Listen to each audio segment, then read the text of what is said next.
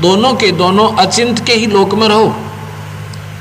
बाकी 15 पुत्र न्यारे न्यारे लोकों में और ये 3 एक ही लोक में रहने के लिए सतपुरुष ने आदेश दिया। यहाँ पर इसका नाम ज्योत निरंजन रखा।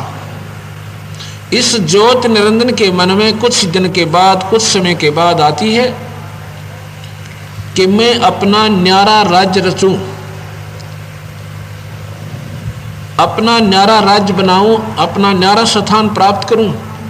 इसने 70 युग तक सतलोक में एक कोने में जाकर साधना करी। एक पैर पे खड़ा होकर 70 युग तपस्या करी।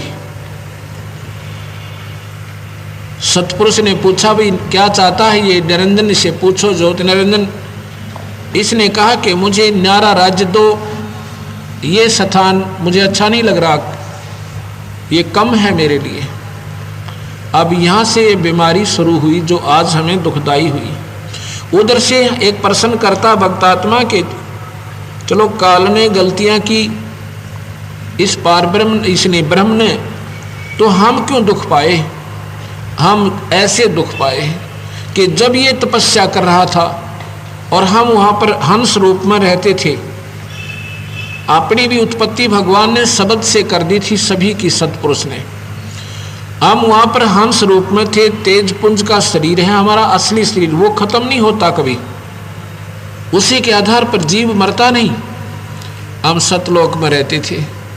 तो जब ये तपस्या कर रहा तो हम इसकी उस ड्रामे ने देखकर इसके ऊपर आकर्षित हो जाते हैं और अपने भगवान से हम हृदय से टूट जाते हैं। हम सतलोक में रहते थे, तो जब ये तपस्या कर रहा तो हम इसकी उस ड्रामे ने देखकर इसके ऊपर आकर्षित हो जाते हैं और अपने भगवान से हम हृदय से टूट जाते हैं। वहां से हम दुख होना शुरू हुआ। हम अपने मालिक ने भूल गए जो सारा सुख देवा था, और इस काल की तरफ, ज्योति निरंजन की तरफ हम आकर्षित हो गए। जैसे कोई हीरो और हीरोइन फिल्मों में ये बालक देखते हैं, बच्चे, ये नादान उम्र के, उसके ऊपर इतने आसक्त हो जाते हैं और लेना एक ने देने दो, कोई पल्ला भी नहीं उनका कि वो कि देंगे उन्हें। लेकिन हमारी आदत बिगड़ गई वहाँ तो वो आज भी विद्वान है। जोधपुर में कल कोई भी हीरो आ जा, सारा जोधपुर आसपास के गांव इकट्ठे हो जा देखने खातिर, के देखे वो आदमी। लेकिन हमारी आदत बिगड़ी, उसकी कलाओं पर, उसकी अदाओं पर, उसके चेहरे पर हम आकर्षित हो गए। ऐसे ही हम अपने उस भगवान ने भूल गए जो हमें सुखदाई था। हमारा मूल भगवान है जो असली पति है हमारा, और इस नकली पति में, इस नकली मालिक में हमारी आस्था बन गई।